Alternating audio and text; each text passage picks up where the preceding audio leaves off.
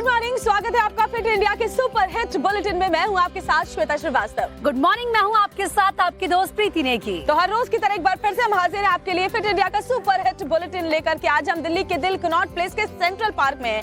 बहुत ही खूबसूरत लोकेशन है जहां लोग आते हैं अपनी फिटनेस को बढ़ाने, और हम आज यहाँ आए हैं फिटनेस के साथ साथ आपको खबरों से अवेयर भी करने। बिल्कुल, और देखिए यहाँ से हम आपको खबरें एकदम अलग अंदाज में दिखाएंगे, और एक बात की तो गारंटी, आपको देश दुनिया की हर एक खबर हम यहाँ से पहुँचाएंगे। लेकिन साथ ही देखिए हम आपको बता दें कि आज का ये बुलेटिन देखने के बाद आपको आज का न्यूज़पेपर पढ़ने की जरूरत नहीं पड़ेगी, क्योंकि न्यूज़पेपर की ना सिर्फ सुर्खियां, ना सिर्फ टॉप हेडलाइंस, बल्कि पूरी डिटेल रिपोर्ट आपको इस बुलेटिन में मिलेगी।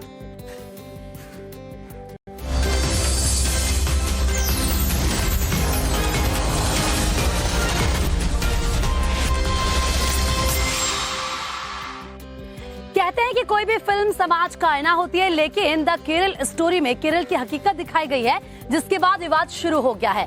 अब मुस्लिम संगठन सुप्रीम कोर्ट पहुंच चुके हैं फिल्म को बैन करने की मांग को लेकर। हालांकि सुप्रीम कोर्ट ने याचिका पर सुनवाई से इनकार कर दिया, जिसके बाद फिल्म की रिलीज का जो रास्ता है वो साफ हो गया। आज ये फिल्म रिलीज होने वाली है, लेकिन विवाद इस पर अभी भी जारी है।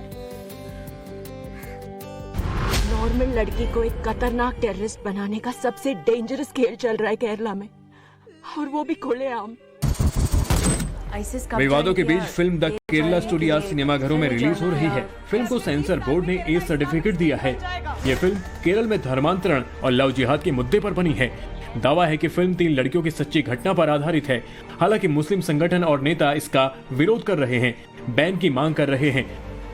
हिंदुस्तान के अंदर भी एक मुहिम चल रही है कि मुस्लिम लड़कियों को बहका के उनके साथ शादी करो, और लोग ऐलान कर रहे हैं उनको इनाम देने के। गुरुवार को जमीयत उलेमाए हिंद एक बार फिर फिल्म के खिलाफ सुप्रीम कोर्ट पहुंच गया था। जमीयत के वकील ने कहा कि केरल हाई कोर्ट तुरंत सुनवाई नहीं कर रहा, लेकिन सुप्रीम कोर्ट ने सुनवाई से इनकार कर दिया और कहा कि आपको जल्द सुनवाई चाहिए तो इसकी मांग हाई कोर्ट में ही रखिए। मुस्लिम संगठनों का कहना है कि फिल्म से देश में नफरत और समाज के बीच कटुता पैदा हो सकती है। मैंने देखी नहीं फिल्म, लेकिन ये अगर फिल्म में ऐसी चीजें हैं तो निश्चित तौर से जो संस्थाएं जिम्मेदार हैं शांति व्यवस्था बनाने के रखने के लिए, उन्हें उस पर ध्यान देना पड़ेगा। फिलहाल तमाम विवादों के बीच फिल्म रिलीज के लिए तैयार है। फिल्म कैसी है इसका फैसला अब जनता को करना है। हालांकि केरल और तमिलनाडु में सिनेमाघरों के बाहर हंगामे के असर हैं, लिहाजा प्रशासन अलर्ट पर है। Film the Kerala story love जिहाद, जबरन धर्मांतरण, आतंकवाद पर बनी हुई है। अब जनता को ये फैसला करना है प्रीति कि इसमें कितनी सच्चाई है और कितना ड्रामा है। हालांकि मुस्लिम संगठनों का कहना है कि इस फिल्म के जरिए समाज में नफरत फैलेगी। और देखिए, नफरत और हिंसा का माहौल तो इस वक्त पूर्वोत्तर के राज्य मणिपुर में भी है। दरअसल यहाँ पर आदिवासी और बहुसंख्यक मैताई समुदाय के बीच जमकर हिंसा हो गई है, जिसके बाद राज्य में हालात इतने ज्यादा बेकाबू हो गए कि 9000 लोगों को विस्थापित करना पड़ा है।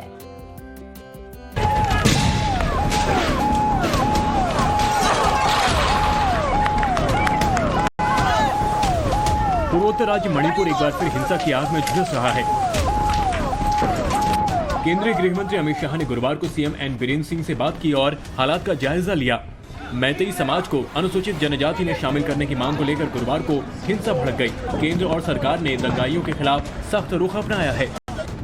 केंद्रीय गृह मंत्री अमित शाह ने गृह सचिव, आईबी निदेशक और संबंधित अधिकारियों के साथ वर्चुअल बैठक की है। दंगाइयों को देखते ही गोली मारने के आदेश जारी कर दिए गए हैं। सेना के साथ बीएसएफ, सीआरपीएफ और असम राइफल्स की कई कंपनियों को तैनात किया गया है।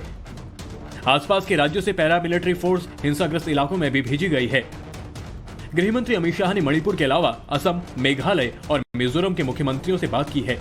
सरकार ने कहा कि जरूरत पड़ने पर आगे और सुरक्षा बलों को तैनात किया जाएगा। तो मणिपुर के हालात सामान्य करने के लिए बड़ी संख्या में पैरामिलिट्री फोर्स की तैनाती वहां पर की गई है। खुद गृह मंत्री अमित शाह घटनाक्रम पर नजर बनाए हुए हैं। वैसे देश की नजरें इस वक्त दिल्ली में भी बनी हुई है, जहां पर लगातार रेसलर्स का, पहलवानों का प्रदर्शन जारी है। कुश्ती संघ के अध्यक्ष ब्रिजभूषण शरण सिंह के खिलाफ पहलवान लगातार धरना प्रदर्शन कर रहे हैं। सुप्रीम कोर्ट में कल क्या कुछ हुआ, कोर्ट रूम में क्या कुछ कहा गया, इसके अलावा खिलाड़ियों का अगला कदम क्या हो सकता है, ये सब कुछ आपको दिखा देते हैं इस रिपोर्ट के जरिए। जंतर मंतर में पहलवानों का धरना सियासी अखाड़ा बनता जा रहा है। खिलाड़ियों को समर्थन देने कई राजनीतिक दल जंतर मंतर पहुंच रहे हैं। आज हरियाणा से कई नेता अपने समर्थकों के साथ दिल्ली पहुंच सकते हैं, जिसको लेकर पुलिस बॉर्डर पर मुस्तैद है और नाकेबंदी की गई है। दिल्ली पुलिस है, उसने एहतियात के तौर पर बॉर्डर पर सुरक्षा बढ़ा दी है। आप देख सकते हैं तमाम जो अधिकारी हैं उनकी गाड़ियां यहाँ पर मौजूद हैं। आगे की तरफ भी बहुत सारी बसें जो हैं खड़ी हुई थी दिल्ली पुलिस की, और यहाँ पर आप देख सकते हैं कि दिल्ली पुलिस के जो जवान हैं वो यहाँ पर फिलहाल खड़े हुए हैं। दिल्ली पुलिस और पहलवानों के बीच झड़प हुई थी और जमकर हंगामा हुआ था। कल हरियाणा के पूर्व सीएम भूपेंद्र हुड्डा भी खिलाड़ियों का समर्थन करने जंतर मंतर पहुंचे थे। जो खिलाड़ी आज स्टेडियम में होने चाहिए थे, जिन्होंने देश का नाम रोशन किया, वो यहाँ पे बैठने के लिए मजबूर हैं। उनको न्याय मिलना चाहिए। सब जुडिस है। आज सुप्रीम कोर्ट ने भी कहा 164 के बयान जल्दी तैयार कराओ। WFI अध्यक्ष ब्रिजभूषण शरण सिंह के खिलाफ पहलवानों के धरने पर गुरुवार को सुप्रीम कोर्ट ने सुनवाई की। कोर्ट ने दिल्ली पुलिस को फटकार लगाई और सवाल किया कि अभी तक पीड़ितों के 164 के बयान क्यों दर्ज नहीं किए गए। साथ ही सुप्रीम कोर्ट ने पहलवानों की याचिका पर भी सुनवाई बंद कर दी। बयान भी जल्दी से जल्दी करेंगे, वो उन्होंने सुप्रीम कोर्ट में बोला है। अगर कुछ जल्दी से जल्दी नहीं होता है तो हमारे पास हर रास्ता ओपन है। सुप्रीम कोर्ट ने ये भी आदेश दिया है कि आप दिल्ली हाई कोर्ट में जा सकते हो या आप मजिस्ट्रेट के पास में जा सकते हो, तो हम वहाँ पे भी जा सकते हैं अगर कार्रवाई जल्दी नहीं हुई तो। पहलवानों के साथ दुर्व्यवहार को लेकर सर्व खाप मुख्यालय में पंचायत बुलाई गई, जिसमें खापों के प्रतिनिधियों ने हिस्सा लिया और 7 मई को दिल्ली कूच करने का ऐलान किया है। तो सुप्रीम कोर्ट ने दिल्ली पुलिस को फटकार लगाई है कि पीड़ित महिला खिलाड़ियों के बयान अब तक दर्ज क्यों नहीं किए गए हैं। इसके अलावा आपको ये भी बता दें कि देश की राजनीति इस पूरे प्रदर्शन को लेकर गर्म है और ऐसा लगता है कि दिल्ली का जंतर मंतर अब सियासी अखाड़ा बन चुका है। और सियासत तो इस वक्त बिहार में भी गर्म है। वजह है बागेश्वर बाबा धीरेन्द्र शास्त्री का पटना दौरा। दरअसल आरजेडी नेताओं ने बागेश्वर बाबा को धमकी दी है, जिसके बाद केंद्रीय मंत्री अश्विनी चौबे ने उनको पलटवार किया है। क्या जवाब दिया है, देखिए। बागेश्वर वाले बाबा भी बिहार पहुंचे भी नहीं कि वहां की सियासत में हिंदू मुस्लिम को लेकर खींचातानी शुरू हो गई है। बिहार सरकार में शामिल खासकर आरजेडी के नेता पंडित धीरेन्द्र शास्त्री पर हमला बोल रहे हैं। उन्हें हिंदू मुस्लिम करने और नफरत फैलाने पर जेल में बंद करने की धमकी दे रहे हैं।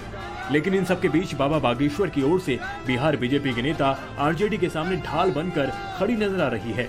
प्रत्येक नागरिक अपने हृदय पर हाथ रखे। अब मीडिया पर क्या बोल रहा है वो उसकी मजबूरी है, टीवी पर बोलना, लेकिन वो भी अगर हृदय पर हाथ रख करके पूछे ना तो उसकी रगों में भी रामकृष्ण का खून बह रहा है। ठीक है। दूसरी बात, उन्होंने कहा ओम या जो भी लिया है, सच ये है कि वो भी सनातन है। गिरिराज सिंह, सम्राट चौधरी के बाद भागलपुर पहुंचे केंद्रीय मंत्री अश्विनी चौबे भी बाबा के फुल सपोर्ट में खड़े हो गए हैं। अश्विनी चौबे ने धीरेन्द्र शास्त्री का विरोध करने वालों पर जबरदस्त प्रहार किया है। ऐसे संकल्पित व्यक्ति के सामने कोई टिक पाएगा? आपको मालूम है, आंधी के तरह उड़ जाएगा, आंधी के तरह उड़ जाएगा। इसलिए आप जो लोग कहते हैं कि हम उनको आने नहीं देंगे, उनका 32 दांत झड़ जाएगा। इतना ही नहीं, बाबा का विरोध करने वाले बिहार के शिक्षा मंत्री चंद्रशेखर पर भी अश्विनी चौबे जमकर बरसे और उन्हें रामचरितमानस विवाद पर खूब खरी खोटी सुनाई। शिक्षा मंत्री तो मूड है, इनको कोई शिक्षा और दीक्षा से लेना नहीं। बिहार की शिक्षा को इन्होंने चौपट कर दिया। जो आदमी रामचरितमानस को जो अपमान करेगा नहीं सहेगा हिंदुस्तान, और रामचरितमानस का अपमान करने वाला वो मिट्टी में मिल जाएगा। तमाम विरोध और सियासी दंगल के बीच बाबा बागेश्वर के आगमन से पहले उनके दरबार को जोर शोर से सजाया जा रहा है। माना जा रहा है कि बिहार के अलावा झारखंड, यूपी, नेपाल समेत कई अन्य राज्यों से भी बाबा के हजारों भक्त उनके दरबार में हाजिरी लगाने पहुंच सकते हैं। तो देखिए, ऑपरेशन शीश महल से आखिरकार पर्दा उठ चुका है। टाइम्स ऑफ भारत आपको एक तस्वीर दिखाएगा आगे, लेकिन उससे पहले नजर इस वक्त की हेडलाइंस पर।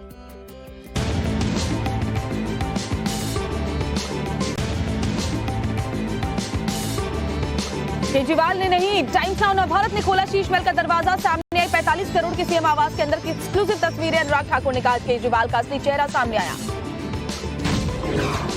ऑपरेशन शीश महल पर सूत्रों के हवाले से बड़ी खबर। जांच टीम ने सीएम आवास के निर्माण से जुड़ी 47 फाइल कब्जे में ली है। मुख्यमंत्री केजरीवाल के खिलाफ आज बीजेपी का प्रोटेस्ट। आज कर्नाटक में प्रधानमंत्री मोदी फिर भरेंगे हुंकार। बेल्लारी और तुमकुर में जनसभा तो हनुमान जन्मस्थली कोप्पाल में अमित शाह का मेगा रोड शो। मणिपुर में हिंसा के बाद दंगाइयों पर राज्य सरकार की सख्ती, देखते ही गोली मारने के आदेश केंद्र ने भेजी अतिरिक्त फोर्स। कुछ इलाकों पर हालात काबू में। आज सिनेमाघरों में रिलीज होगी the Kerala story. Supreme court ने रोक वाली याचिका खारिज की। हंगामे को देखते हुए थिएटर्स के बाहर सुरक्षा के कड़े इंतजाम। बद्रीनाथ धाम के पास ग्लेशियर टूटने से मचा हड़कंप। पहाड़ का बड़ा हिस्सा नेशनल हाईवे 58 पर गिरा, रोकी गई है यात्रा।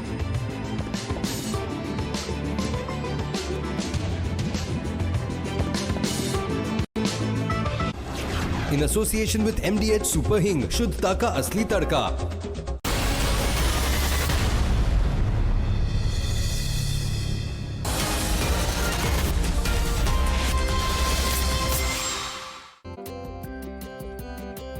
और हेडलाइंस के बाद आगे बढ़ते आपको बताते हैं कि ओवैसी ने कर्नाटक में चल रहे बजरंगबली को लेकर के सियासी बवाल पर क्या कुछ कहा है। इसके अलावा क्यों बढ़ गई है मनीष सिसोदिया की मुश्किलें, ये सब कुछ देश के हमारे 2 मिनट के सेगमेंट में। कर्नाटक में बजरंगबली पर जारी राजनीति पर AIMIM प्रमुख ओवैसी ने बड़ा हमला बोला है। उन्होंने सवाल किया कि ये कौन सा सेक्युलरिज्म है। देश के PM कह रहे हैं कि वोट डालते वक्त बजरंगबली का नारा लगाना, और कांग्रेस अध्यक्ष कहते हैं कि सत्ता में आए तो हनुमान मंदिर बनाएंगे। तुम 10 तारीख को वोट डालने जाएंगे तो पहले अल्लाह अकबर का नारा लगा के बटन दबाओ। पुणे से DRDO के एक वैज्ञानिक को जासूसी के आरोप में गिरफ्तार किया गया है। वैज्ञानिक पाकिस्तानी इंटेलिजेंस ऑपरेटिव से संपर्क में था और व्हाट्सएप वॉइस मैसेज और वीडियो कॉल के जरिए अहम जानकारी मुहैया करा रहा था। STF ने वैज्ञानिक के खिलाफ ऑफिशियल सीक्रेट्स एक्ट के तहत केस दर्ज किया है। दिल्ली के पूर्व डिप्टी CM मनीष सिसोदिया की मुश्किलें और बढ़ गई हैं। ईडी ने अपनी चार्जशीट में मनीष सिसोदिया को आरोपी बनाया है। नई शराब नीति से जुड़े मनी लॉन्ड्रिंग केस में ईडी ने गुरुवार को राउज एवेन्यू कोर्ट में सप्लीमेंट्री चार्जशीट दाखिल की है, जिसमें सिसोदिया 29वें आरोपी है। 2500 पेज की चार्जशीट पर राउज एवेन्यू कोर्ट 6 मई को सुनवाई करेगा। उमेश पाल हत्याकांड में UPSTF शाइस्ता और गुड्डू मुस्लिम के साथ शूटर साबिर की भी तलाश कर रही है। शाइस्ता के कौशाम्बी के कच्छार इलाके में छिपे होने की आशंका है। साबिर की लोकेशन भी कच्छार के आसपास ही मिली है। STF आज कच्छार इलाके में छापेमारी कर सकती है। साबिर अतीक का खास शूटर है। उमेश पाल हत्याकांड से उसने सिपाही को राइफल से गोली मारी थी। गोवा में जारी SC सदस्य देशों के विदेश मंत्रियों की बैठक का आज दूसरा दिन है। आज सदस्य देशों के विदेश मंत्री अपने विचार रखेंगे और जुलाई में होने वाले शिखर सम्मेलन के लिए 15 प्रस्तावों को अंतिम रूप देंगे। खबर है कि गुरुवार को डिनर के दौरान पाकिस्तान के विदेश मंत्री बिलावल भुट्टो से भारतीय विदेश मंत्री S जयशंकर ने हाथ मिलाया। तो नई शराब नीति घोटाले में किस तरीके से मनीष सिसोदिया की मुश्किलें बढ़ गई हैं, तो वहीं ऑपरेशन शीश महल के बाद अरविंद केजरीवाल भी चौतरफा घिर चुके हैं। देखिए किस तरीके से टाइम्स ऑफ भारत ने CM के बंगले का एक एक सच आपके सामने रखा है, उन तस्वीरों को बेनकाब कर दिया है। दरअसल शीश महल के अंदर की तमाम तस्वीरें हमने आपको दिखाई हैं। आगे आपको दिखाएंगे भी कि कैसा है करोड़ों का पर्दा, कहाँ लगे हैं वियतनाम के मार्बल, ये सब कुछ आपके सामने हम आगे रखेंगे। शीश महल के अंदर की तस्वीरें, लेकिन उससे पहले एक पूरा अपडेट देख लीजिए इस ऑपरेशन को लेकर।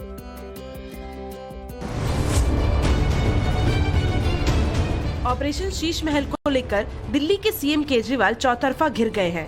आम आदमी की उनकी छवि की पोल खुल चुकी है। पूरे मामले में केजरीवाल ने चुप्पी साध रखी है। वो अपना शीश महल दिखाने को भी तैयार नहीं है। लेकिन टाइम्स ऑफ भारत के पास बंगले के अंदर की एक एक तस्वीर और वीडियो है। यानी शीश महल का सच सबके सामने आ चुका है। ये अन्ना हजारे का नहीं हुआ तो इस देश का भी नहीं होगा। ये दिल्ली की जनता के पैसों की बर्बादी है और ये आम आदमी के नाम पे खास आदमी पार्टी इसका नाम रखना चाहिए। जो केजरीवाल साहब जी बोलते थे, कहते थे कि 3 कमरे का मकान रहेगा, चटाई रहेगा, चौकी रहेगा, सब दिख रहा है इस महल में। चौकन्ना हो जाइए आप लोग, ये अन्ना के नहीं हुए तो किसी के नहीं होंगे। शीश महल पर बीजेपी केजरीवाल के खिलाफ हमलावर है। आज बीजेपी प्रवक्ता शहजाद पूनावाला सुबह 11 बजे धरना प्रदर्शन करेंगे। सीएम हाउस के बाहर प्रदर्शन में तमाम वरिष्ठ बीजेपी नेता शामिल होंगे। बीजेपी का कहना है कि मफलर वाले केजरीवाल 1 करोड़ के पर्दे वाले हो चुके हैं। पर्दा तो 1 करोड़ का लगाया, लेकिन अरविंद केजरीवाल की बेशर्मी तब भी छुप नहीं पाई। कहते हैं छत टपकती है, इसलिए मैंने वियतनाम का पर्ल मार्बल लगा लिया है। लेकिन ये कहना भी गलत नहीं होगा कि अब तो भ्रष्टाचार टपक रहा है वो सनरूफ से। एक तरफ बीजेपी ने केजरीवाल के खिलाफ मोर्चा खोल दिया है, दूसरी तरफ एलजी के आदेश पर बंगले के रेनोवेशन की जांच भी शुरू हो गई है।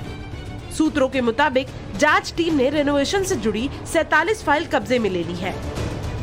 अभी तक और भी फाइलें हैं जिन्हें खंगाला जाएगा, जिन्हें अपने अंडर में लिया जाएगा, जो पीडब्ल्यूडी विभाग से जुड़ी हुई हैं, फाइनेंस डिपार्टमेंट से जुड़ी हुई हैं। वजह साफ है कि पीडब्ल्यूडी ने ये पूरा घर बनवाया था और फाइनेंस डिपार्टमेंट के पास भी बहुत सारे डॉक्यूमेंट्स हो सकते हैं। तो सूत्र ये बता रहे हैं कि 47 फाइलें अभी तक कब्जे में ली जा चुकी हैं और फैक्चर रिपोर्ट बनानी शुरू की जा चुकी है।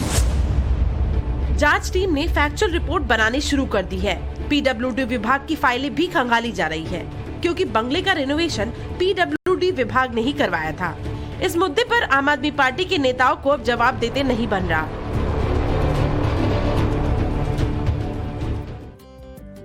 तो प्रीति, खुद को आम आदमी कहने वाले अरविंद केजरीवाल कितने आम है, अब ये दुनिया के सामने आ चुका है। ऑपरेशन शीश महल के खुलासे के बाद अब हर कोई यही कह रहा है कि अरविंद केजरीवाल कैसे 45 करोड़ रुपए अपने बंगले के रिनोवेशन पर खर्च कर सकते हैं। देखिए, ये वही अरविंद केजरीवाल है जो कहते थे कि हम तो भाई आम आदमी की राजनीति करते हैं, ना हम बंगले में रहेंगे, ना हम सरकारी गाड़ी लेंगे। लेकिन जरा आप भी देख लीजिए शीश महल के ड्राइंग रूम की तस्वीरें।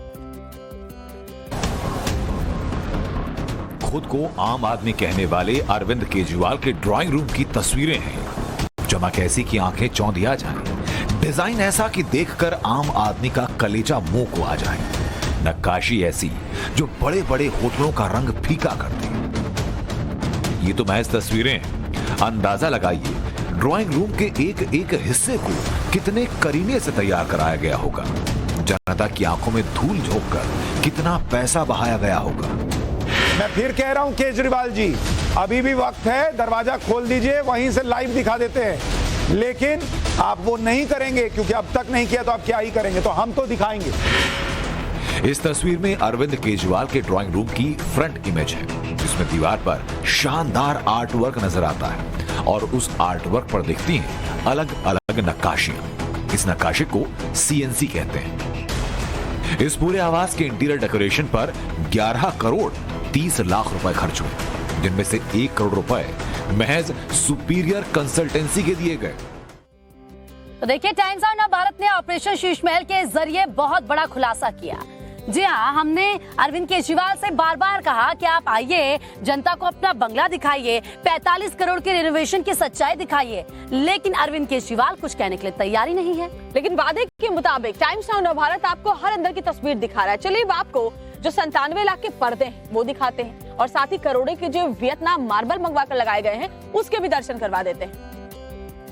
कमरे ही चाहिए, हाथ पैर पसारने के लिए उतनी जगह चाहिए, और जगह की क्या जरूरत है।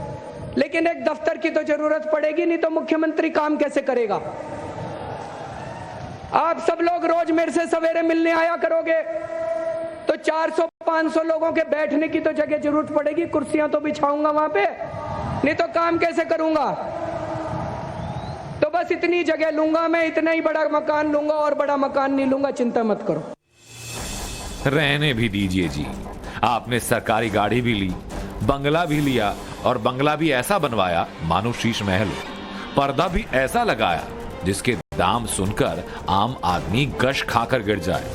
ये उसी पर्दे की तस्वीरें, 8 लाख का पर्दा, सब देख लिए जी।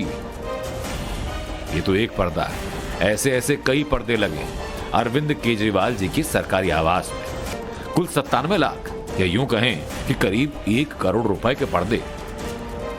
ये तो हुई सिर्फ पर्दे की बात। अब वो तस्वीर देखते हैं जिसका इंतजार हर आम आदमी कर रहा था। हर कोई जानना चाह रहा था कि 3.5 करोड़ का मार्बल कैसा दिखता है। तो देख लीजिए जी, ये आम मार्बल नहीं बल्कि वियतनाम से आया पत्थर है जी, उसमें भी नक्काशी की।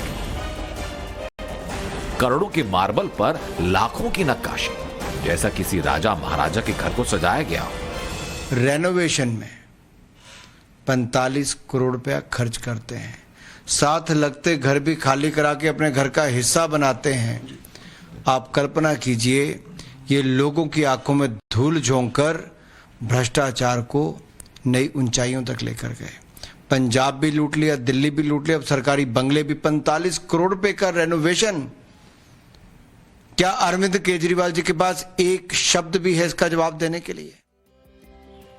तो अरविंद केजरीवाल के आलीशान ड्राइंग रूम और साथ ही करोड़ों के वियतनाम मार्बल को जब फर्श पे लगे हुए जो भी देखता है प्रीति, उसकी आंखें चौंधिया जाती हैं, क्योंकि पहली बार टाइम्स नाउ नव भारत शीश महल अंदर से आपको दिखा रहा है। जी हाँ, फर्श पर नक्काशी, महंगा फर्नीचर, महंगे पर्दे, ये देखने के बाद अब आपको दिखाते हैं शीश महल के रिमोट से ओपन होने वाले डोर। जी हाँ, देखिए कैसे किस तरीके से आम आदमी की आंखों में धूल झोंक कर इस बंगले में करोड़ों रुपए खर्च किए गए हैं। 3.5 करोड़ का वियतनामी मार्बल और 97 लाख के पर्दे।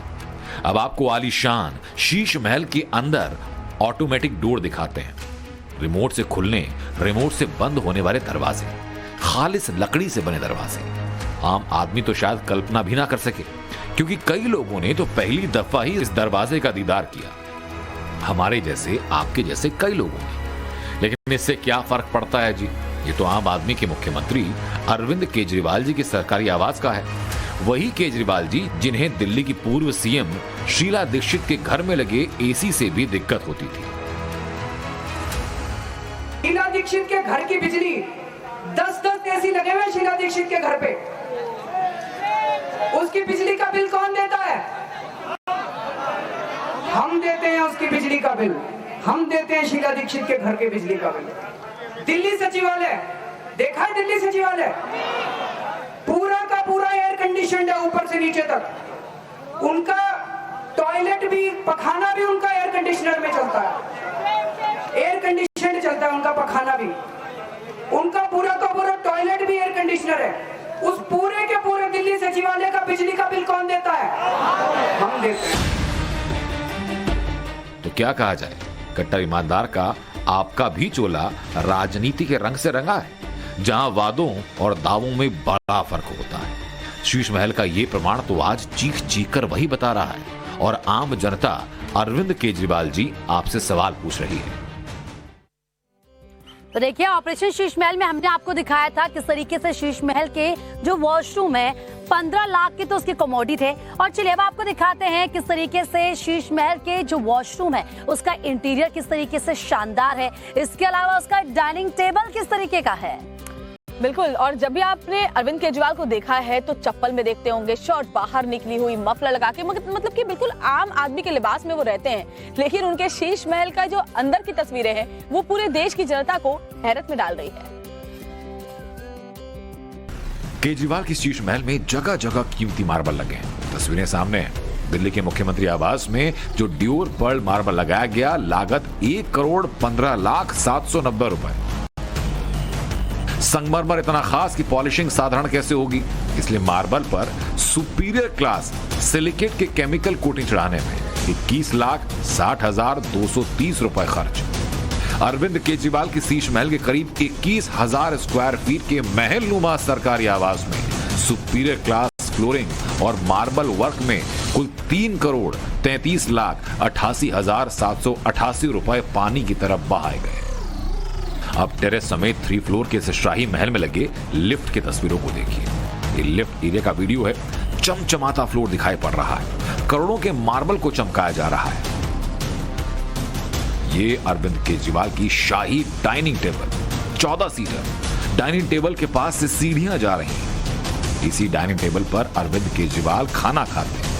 तस्वीरों को देखिए जिसमें अरविंद केजरीवाल इसी डाइनिंग टेबल पर खाना खा रहे हैं, साथ में राघव चड्ढा है।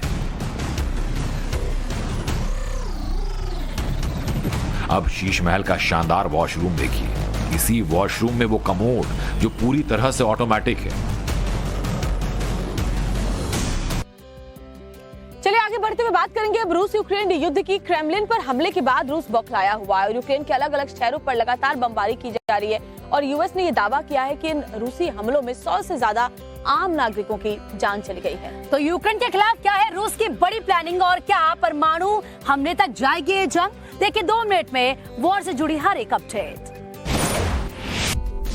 रूस यूक्रेन वॉर अब नए लेवल पर पहुंच गया है। क्रेमलिन पर ड्रोन अटैक के बाद यूक्रेन के कई शहरों पर रूस ताबड़तोड़ हमले कर रहा है। रूसी फौज ने कीव समेत एक साथ कई शहरों पर अटैक किया है। रूसी फौज ने यूक्रेन के खारसेन में जमकर बमबारी की है। खबरों के मुताबिक हमला खारसेन के रेलवे स्टेशन और सुपरमार्केट पर हुए, जिसमें 21 लोगों की मौत की खबर है, जबकि दर्जनों लोग घायल हुए हैं। यूक्रेन के तमाम शहरों में हमले का अलर्ट जारी कर दिया गया है। क्रेमलिन पर हमले के बाद रूस एक्शन मोड में है। पश्चिमी रूस के 2 एयरबेस पर न्यूक्लियर मिसाइल तैनात किए गए हैं। रशियन स्ट्रैटेजिक सेना की मूवमेंट भी शुरू हो गई है। आपको बता दें कि यूक्रेन ने पहली बार क्रेमलिन पर हमला किया है, जिसके बाद पुतिन ने जेलेंस्की को खत्म करने के आदेश दे दिए हैं। साथ ही यूक्रेनी सैन्य अफसरों को भी मारने का आदेश दिया गया है। यूक्रेन के राष्ट्रपति जेलेंस्की ने हमले में यूक्रेन का हाथ होने से इनकार किया है। जेलेंस्की ने कहा है कि हमने पुतिन या मॉस्को पर हमला नहीं किया है। हमारे पास मॉस्को तक पहुंचाने वाले हथियार नहीं है। हमले की आग अमेरिका तक पहुंची है। अमेरिका ने क्रेमलिन पर अटैक के बाद अपने नागरिकों के लिए अलर्ट जारी किया है। रूस ने पहले से ही यूक्रेन की 3 दिशाओं में परमाणु मिसाइलें तैनात कर रखी हैं। काला सागर में उसकी वो पनडुब्बियां भी गश्त कर रही हैं, जो परमाणु मिसाइलों से लैस हैं। ऐसे में अब ये कहा जा रहा है कि रूस यूक्रेन युद्ध जो 14 महीने चल रहा है, वो इस ड्रोन अटैक के बाद निर्णायक मोड़ पर आ सकता है और रूस यूक्रेन को लेकर कभी भी खौफनाक कदम उठा सकता है। इस बीच खबर है कि रूस की आर्म्स फैक्ट्री हथियार बनाने का काम तेजी से शुरू कर चुकी है। न्यूक्लियर फोर्स को भी अलर्ट पर रखा गया है। क्रेमलिन अटैक के बाद रूस की बौखलाहट साफ तौर पर नजर आ रही है। यूक्रेन के कई शहरों में हो रहे हमले के वीडियो भी सामने आ रहे हैं। ज़ेपोरिज़िया में धमाके की गूंज सुनाई दे रही है। सायरन लगातार बज रहे हैं। और बुलेटिन में अब खबर कर्नाटक में बजरंग बली वाली राजनीति को लेकर। दरअसल ये पूरा घमासान शुरू हुआ है कांग्रेस के घोषणा पत्र के बाद। कांग्रेस ने ये वादा किया है कि अगर वो सत्ता में आती है तो फिर वो बजरंग दल पर बैन लगा देगी। और उसके बाद बजरंग दल के जो कार्यकर्ता हैं देश भर में कांग्रेस के खिलाफ प्रदर्शन कर रहे हैं और कांग्रेस अपने मैनिफेस्टो को लेकर चौतरफा घिरी हुई नजर आ रही है। और इस बीच कांग्रेस खुद को बजरंग बली का बीजेपी के कार्यकर्ताओं से बड़ा भक्त बताने में लगी हुई है।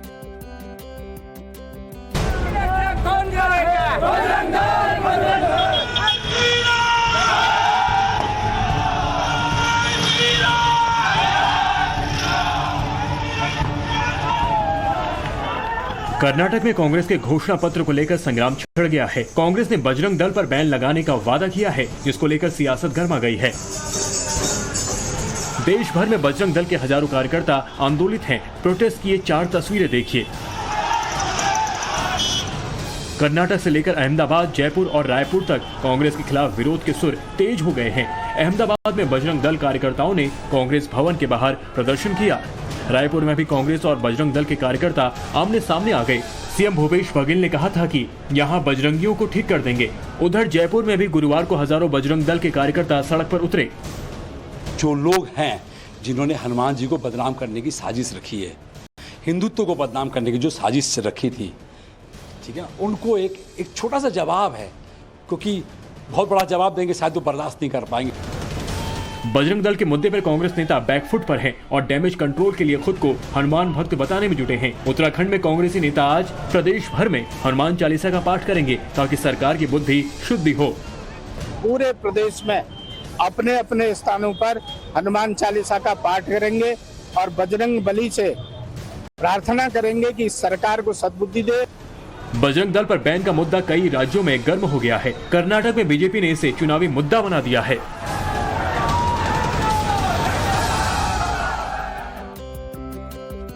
और आगे आपको दिखाएंगे न सिर्फ कर्नाटक में बजरंग बली एक बड़ा चुनावी मुद्दा बन गए, बल्कि देश के कई और राज्यों में भी इसको लेकर उग्र प्रदर्शन हो रहे हैं। इसी के साथ वक्त एक छोटे से ब्रेक का है, फौरन लौट कर आप बनी रहिए हमारे साथ।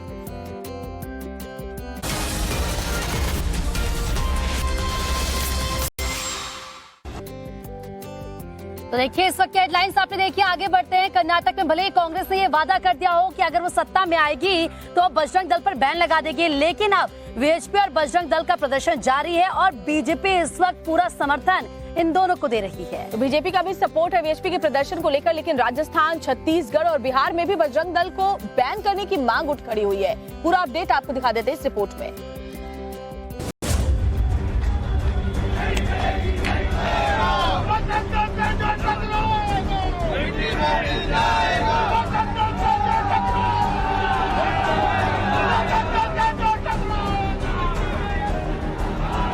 विश्व हिंदू परिषद और बजरंग दल के कार्यकर्ताओं के विरोध प्रदर्शन की ये तस्वीरें जयपुर की हैं। कांग्रेस के खिलाफ हिंदू संगठनों का गुस्सा फूटा। दरअसल राजस्थान में भी बजरंग दल के बैन करने की बात कांग्रेस ने की है, जिसके खिलाफ आक्रोश सड़कों पर है।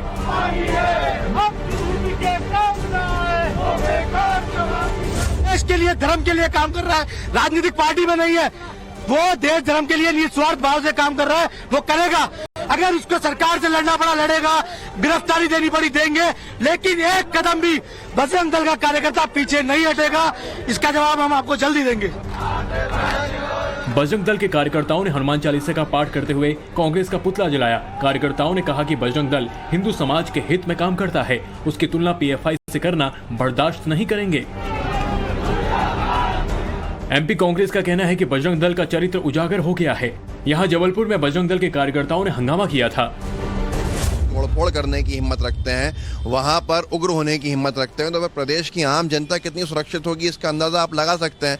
दो चीजें यहाँ उठती हैं। पहली चीज है कि ये वो बजरंग दल है जिसका मोदी जी समर्थन कर रहे हैं, पूरी बीजेपी समर्थन कर रही है, जो खुल के गुंडागर्दी करती है। एसपी सांसद एसटी हसन ने भी बजरंग दल पर बैन का समर्थन कर दिया है। उन्होंने कहा कि बजरंग दल शांति भंग करने की कोशिश करता है। बजरंग दल को बजरंग बली से जोड़ दिया।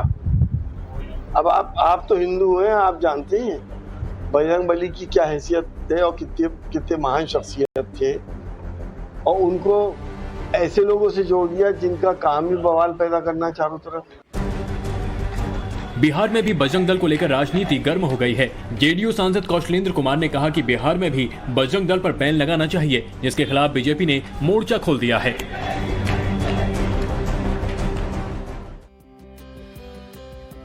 और इस पूरे विवाद के बीच प्रधानमंत्री नरेंद्र मोदी ने कर्नाटक में जो जनता है उनसे ये कहा कि जब आप वोटिंग करने जाएं तो जय बजरंग बली का नारा लगाएं। और इस बीच कांग्रेस पार्टी के भी जो तमाम लीडर्स हैं वो खुद को बजरंग बली का बड़ा भक्त बताने में जुटे हुए हैं। तो देखिए आज कर्नाटक में प्रधानमंत्री नरेंद्र मोदी धुआंधार प्रचार करेंगे। दरअसल 10 मई को वोटिंग है, लिहाजा बीजेपी के तमाम दिग्गजों ने पूरी ताकत झोंक दी है। आपको दिखाते हैं कि आखिर कहां पर आज कौन रैली करेगा। कर्नाटक चुनाव प्रचार में जारी बजरंग बली पर मचे बवाल के बीच प्रधानमंत्री मोदी धुआंधार प्रचार में जुटे हैं। जनता की नब्ज टटोलने और चुनावी रुख को बीजेपी की ओर मोड़ने में माहिर प्रधानमंत्री नरेंद्र मोदी आज से 7 मई तक कर्नाटक में हुंकार भरते नजर आएंगे। प्रधानमंत्री नरेंद्र मोदी आज 2 जनसभा करेंगे। दोपहर 2:30 बजे बेल्लरी में प्रधानमंत्री की पहली सभा होगी, जबकि शाम 5 बजे प्रधानमंत्री मोदी तुमकुर में हुंकार भरते दिखेंगे। दूसरी ओर बजरंग दल बवाल के बाद गृहमंत्री अमित शाह आज भगवान हनुमान जी की जन्मस्थली कोपल में नजर आएंगे और शाम 4 बजे भव्य रोड शो करेंगे। इससे पहले गृहमंत्री शाह रायचूर में भी 2 चुनावी जनसभा करेंगे। दूसरी ओर कर्नाटक चुनाव में मायावती का भी दिन है। बीएसपी प्रमुख मायावती आज शाम बेंगलुरु में एक रैली करने वाली है। कांग्रेस के घोषणा पत्र के बाद चुनाव में बजरंग दल का मुद्दा हाई हो गया है। बीजेपी हर चुनावी रैली में इस मुद्दे को उठा रही है। ऐसे में पूर्व केंद्रीय मंत्री के रहमान ने प्रधानमंत्री के जय बजरंग बली बोलने पर आपत्ति जताई है। जोर जोर से एक बूथ में आप किसको कंट्रोल कर सकते हैं आप, जब लोग जोर जोर से पुकारते रहेंगे। 10 आदमी बूथ में रहते हैं, आप जोर जोर से पुकारते रहेंगे तो 1-2 माइनॉरिटी गए तो उनको डर का माहौल होता है ना। 10 मई को होने वाले मतदान से पहले कर्नाटक चुनाव में बजरंग दल और बजरंग बली का मुद्दा जोर पकड़ चुका है। बीजेपी इस मुद्दे को दोबारा सत्ता में लौटने की चाबी मान रही है, जबकि कांग्रेस भी बजरंग बली के नाम पर खुद को सच्चा हनुमान भक्त बताने में जुटी हुई है। तो देखिए कर्नाटक में बजरंग दल के विवाद पर बीजेपी को ये उम्मीद है कि उसका वोट बैंक बढ़ेगा, लेकिन दूसरी तरफ कांग्रेस को कहीं न कहीं हिंदू वोट बैंक के खिसकने का डर है और इसीलिए जो कांग्रेस नेता है वो इस वक्त बजरंग बली के भक्त बनते हुए नजर आ रहे हैं। और इसलिए राहुल गांधी हो, प्रियंका गांधी वाड्रा हो, लगातार वो भी कर्नाटक विधानसभा चुनाव के लिए वहां पर जो चुनावी रैलियां उसको संबोधित करने के लिए पहुंचे और आज सोनिया गांधी भी चुनावी मैदान में नजर आने वाली हैं। देखिए रिपोर्ट। वैसे तो कर्नाटक चुनाव में बीजेपी कांग्रेस के बीच घमासान मचा है। कोई बजरंग दल के बहाने बजरंग बली की सियासत कर रहा है तो कोई दूसरे की हर मोर्चे पर नाकाम बताने में जुटा है। लेकिन अब चुनावी बयार में चोरी चकारी की बात भी हो रही है। कोई दिल चुरा कर ले जाने की बात कर रहा है।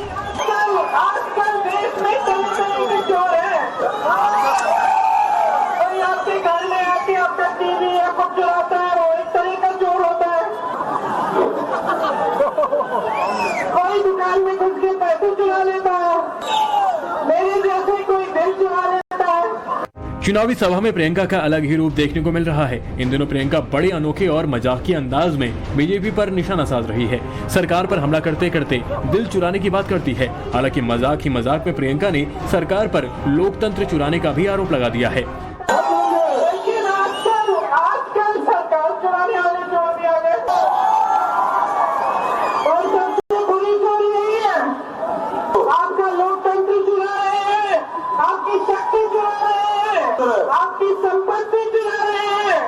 भले ही प्रियंका के इस अंदाज पर लोग खूब तालियां बजाएं, लेकिन कांग्रेस का असली इम्तिहान 10 मई को होगा, जब कर्नाटक की जनता अपनी पसंद की सरकार चुनने के लिए मतदान करेगी। चलिए आगे बढ़ते हुए बात करते हैं बिहार की, जहां मुख्यमंत्री नीतीश कुमार ने 2024 के चुनाव को ध्यान में रखते हुए जातीय जनगणना का कार्ड खेला था, लेकिन पटना हाई कोर्ट ने उनके इस चुनावी पैतरे पर ब्रेक लगा दिया है। जी हाँ, दरअसल पटना हाई कोर्ट ने तत्काल प्रभाव से जातिगत जनगणना पर रोक लगा दी है, जिसके बाद बिहार की सियासत गर्मा गई है। देखिए आप।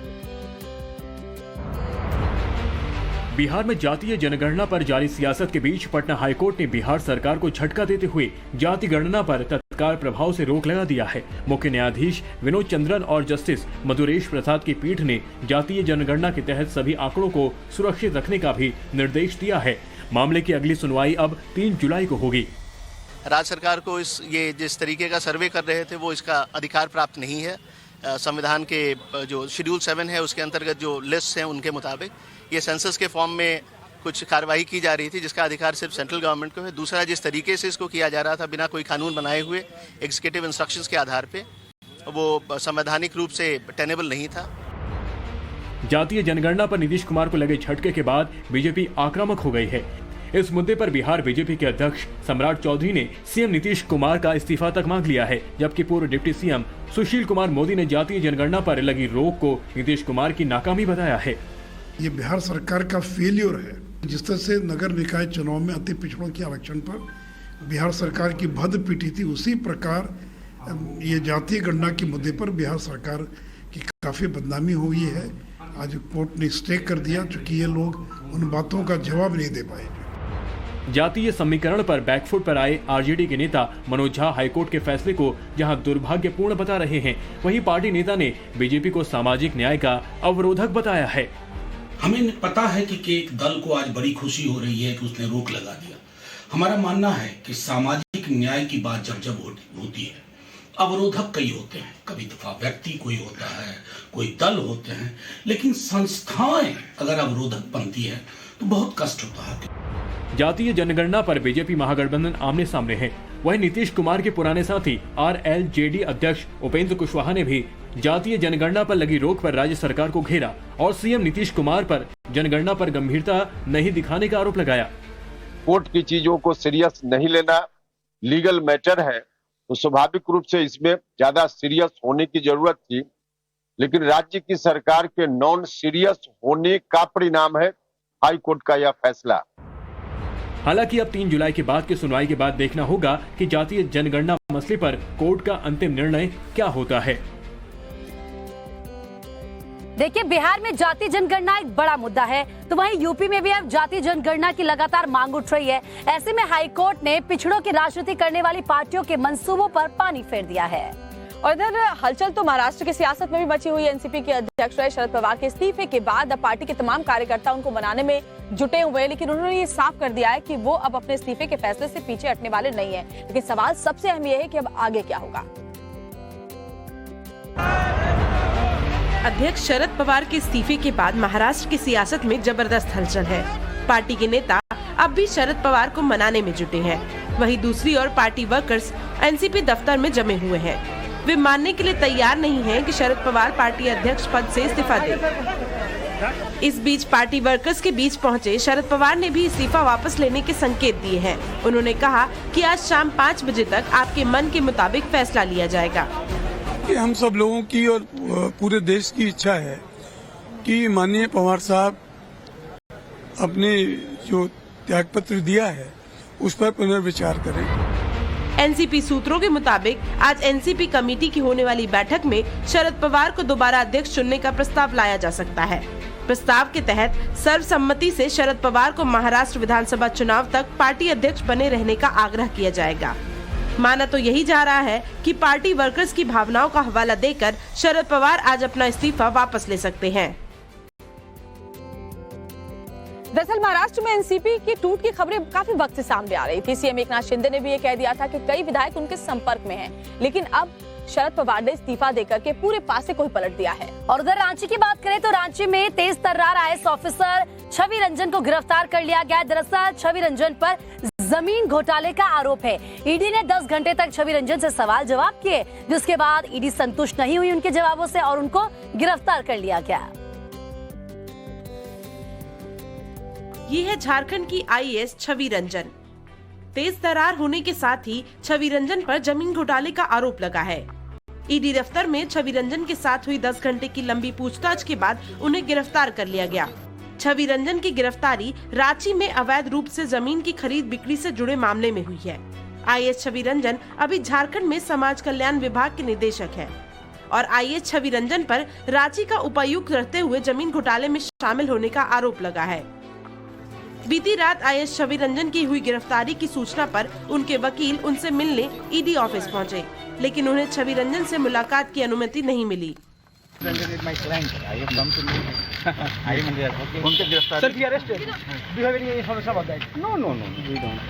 इससे पहले 24 अप्रैल को छवि रंजन से ईडी ने पूछताछ की थी।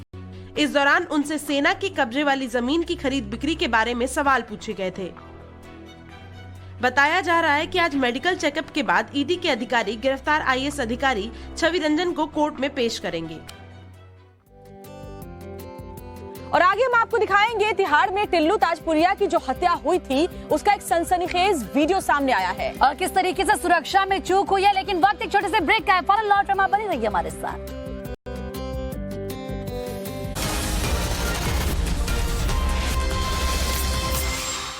आज को लेकर बीजेपी केजरीवाल के खिलाफ प्रदर्शन जारी रखेगी।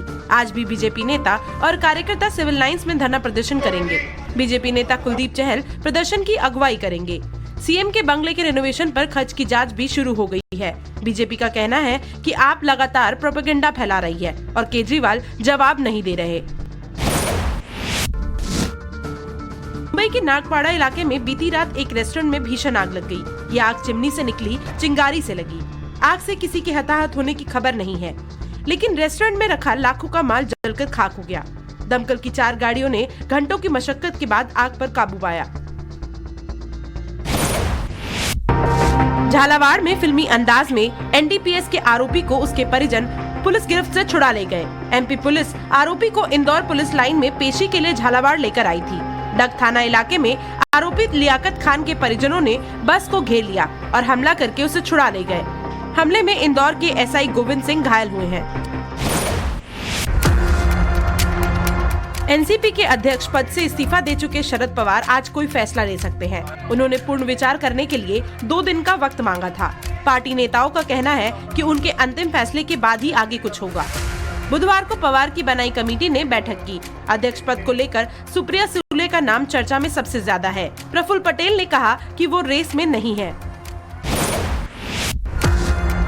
गोवा के मुख्यमंत्री प्रमोद सावंत के खिलाफ पटना में मुकदमा दर्ज हुआ है। दरअसल पिछले दिनों उन्होंने प्रवासी मजदूरों को गोवा में 90% अपराध के लिए जिम्मेदार ठहराया था। उनके बयान के खिलाफ जेडीयू नेता मनीष सिंह ने केस दर्ज कराया है। हालांकि विवाद के बाद सीएम सावंत ने सफाई दी और खेद जताया। उन्होंने कहा कि उनके बयान को गलत तरीके से पेश किया गया।